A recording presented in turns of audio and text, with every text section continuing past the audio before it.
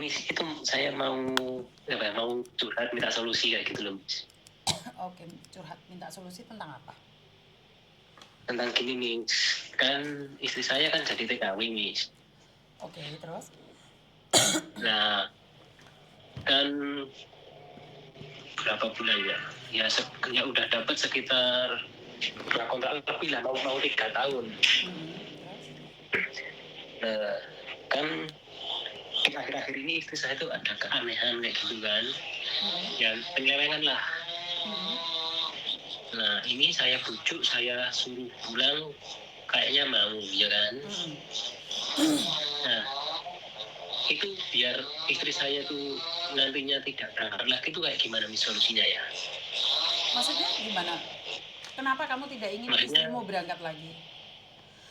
ya gini, saya punya kan sebenarnya saya kerjanya di Turki ya kan, cuma saya udah pulang ke Indonesia. Oke, terus? Nah, supaya gini, biar rumah tangga kita utuh dan ya biar anak kita jangan jadi korban kayak gitu loh, Miss. Oh, kamu posisinya di Turki tapi sudah pulang. Ya, posisinya sudah di Turki, udah pulang lah itu. Terus Semenjak saya kamu tidak menginginkan istrimu berangkat lagi gitu? iya, cuman istri saya kan masih dapat 3 tahun kayak gitu kan. Nah, itu solusinya kayak gimana biar dia gak berangkat lagi kayak gitu? Apa emang kita udah pulang terus udah gak berangkat lagi, emang itu gak masalah kayak gitu? Kalau sudah pulang berangkat lagi nggak ada masalah selagi majikannya masih mau. Bagaimana caranya agar istrimu tidak berangkat lagi? Yang berikan kenyamanan yang dia tidak ingin kerja di luar negeri lagi, Mas. Karena kerja di luar negeri itu sebenarnya berat sih. Sebenarnya berat. Jadi mungkin kamu harus mencintainya secara ugal-ugalan yang membuat dia nggak berangkat lagi gitu loh. Karena perempuan itu lebih mudah dihibur ya. Sebenarnya perempuan itu nggak ingin perantau kalau suaminya bisa membuat dia bahagia sih. Saya lebih memilih seperti itu. Ya paham, dari situ paham. Misalkan gini, Miss, misalkan nanti dia nekat berangkat terus dokumen gak saya kasih itu apa bisa kayak gitu? Maksud saya gitu, yang kita mau tanyakan kayak gitu loh. Ya kalau dia nggak ada dokumen ya secara tidak langsung ya dia nggak bisa berangkat ke luar negeri, itu aja. Nah, makanya kan saya sebagai suami kan punya hak, misalkan nanti dia saya bujuk pulang, nah dokumen saya kasihkan lagi kayak gitu loh. Tapi kan itu cara egois, Mas. Maksud saya adalah saat menyembunyikan dokumentasi itu adalah cara egois ya. Tetapi menurutku ya membujuk dia, karena perempuan kalau marah-marah, maki-maki pingin keluar negeri itu karena dia sendiri itu tidak bahagia gitu loh. Ya bagaimana caranya Saman bisa membahagiakan dia? Saya rasa dia nggak akan berangkat deh. Ya paham dari situ. Maksudnya kalau udah cara kayak gitu udah nggak bisa lah. Seandainya misalkan dokumen gak saya kasihkan itu bisa apa enggak? Yang saya tanyakan kayak Yang gitu. pastinya tidak bisa berangkat tanpa dokumen. Nah makanya kan gini ya saya terus terang kan sekarang maksudnya udah cukup ya kan, kita mau bangun rumah ya kan. Nah buat apa kita punya kalau rumah tangga kita hancur? Maksudnya kan Betul, gitu. betul, setuju Nah dengan itu. cuman dia di sana itu ada yang mempengaruhi kayak gitu. Biar saya nggak berangkat ke sana, maksudnya kayak gitu. Oke, siap. Jadi selama ini kayak gini nih, akhir-akhir ini ya kalau masalah uang sih kayak gak masalah, itu dia kan dia yang cari uang ya kan. Cuman uang sudah gak dikasihkan anaknya kayak gitu kan. Terus uang ditanya nggak punya, itu maksud saya kan gitu loh. Yang jadi kendala kayak gitu saya. Terus iya kan ngapain ke luar negeri kalau nggak ada uang? Nah ya gak tahu, cuman akhir-akhir ini yang di kontrak pertama itu uang dikumpulin buat beli tanah, beli apartemen. Sekarang sejak ada ini, nah uang udah gak dikirim ke anaknya, dia tak tanya gak punya tabungan lah kayak gitu loh. Nah dia saya bujuk ini mau pulang ke Indonesia ya kan. Nah biar dia gak kembali. Berarti kan benar loh yang saya katakan bahwa ngapain ke luar negeri kalau nggak ada uangnya gitu loh. Kan mendingan kumpul sama suami sama anak. Nah maksudnya kayak gitu, cuman yang saya mau tanyakan ke Miss Yuni itu kalau seandainya dia pulang terus dia nekat balik lagi lah, supaya gak balik lagi dokumen gak saya kasihkan, itu bisa apa enggak kayak gitu loh yang saya tanyakan. Tetap nggak bisa dong, tanpa dokumentasi orang nggak bisa keluar negeri, itu aja. Nah kayak gitu, maksudnya kan dokumen yang saya ambil kan kayak paspornya saya ambil ya kan. Nah terus dokumen-dokumen yang dia bawa itu saya ambil, kan dia pulangnya ke rumah saya, nanti saya ambil saya kasihkan. Nah itu bisa apa enggak kayak gitu loh. Tentunya tidak bisa tanpa dokumen keluar negeri, itu aja. Nah seandainya nanti agensi minta denda, kena saya sanggup membayarnya kayak gitu loh. Saya bertanggung jawab, saya mempertahankan biar rumah tangga dan anak saya nggak hancur kayak gitu loh.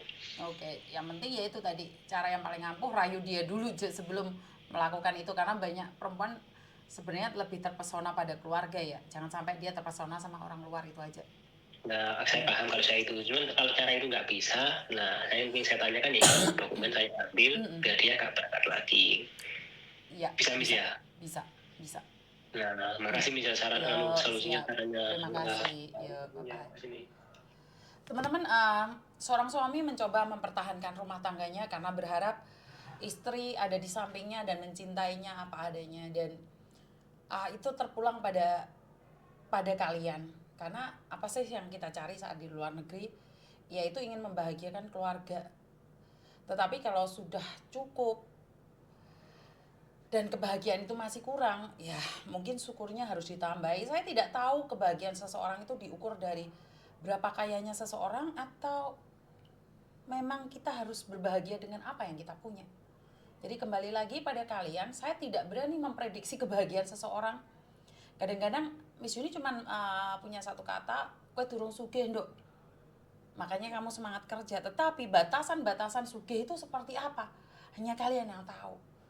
Karena bagi orang yang serba kekurangan, sugih itu cukup makan aja udah sugih. Tapi bagi orang-orang yang biasa hidup mewah, punya mobil pun masih belum merasa sugih. Nah, ini pertanyaan ya. Jadi saya sendiri tidak berani mengatakan batasan sugih seseorang itu berdasarkan apa. Benar gak sih? Karena sugih menurut saya adalah merasa cukup dengan apa yang kita punya.